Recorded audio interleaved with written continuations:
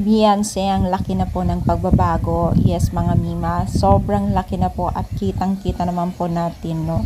So, bago natin ipagpatuloy ang ating pag-support today's video, kung bago ka pa lang sa aking channel, please subscribe po, like, and pakit na rin po natin guys ang notification bell upang ma-update po tayo tuwing ako pinag-upload patungkol sa Team Kalingap.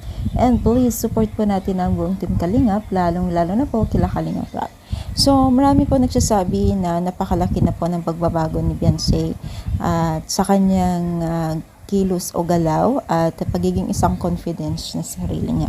Kung dati ay sobrang mahihain, ngayon po ay talagang na-enhance po niya yung pagiging isang confident niya sa kanyang sarili at which is nakikita naman po natin talaga na talagang nagiging normal na po siya sa harap ng camera, na hindi po kagaya dati na medyo talagang kita natin na sobrang mahihain talaga itong si Beyonce. Ngayon po ay talagang nakikipagsabayan na rin po siya sa harap ng camera. Although kahit hindi sa harap ng camera, basta nandiyan ang Team Kalingap ay talagang kampante na po siya sa mga ginagawa niya o kilos po niya.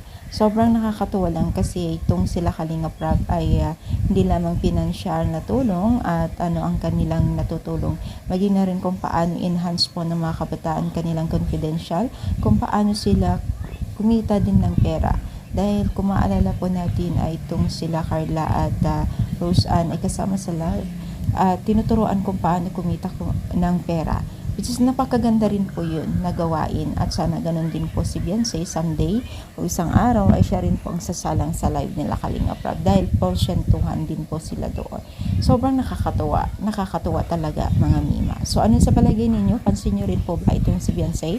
I-comment down, palike po ang ating video. Thank you so much, more power guys, and God bless po guys.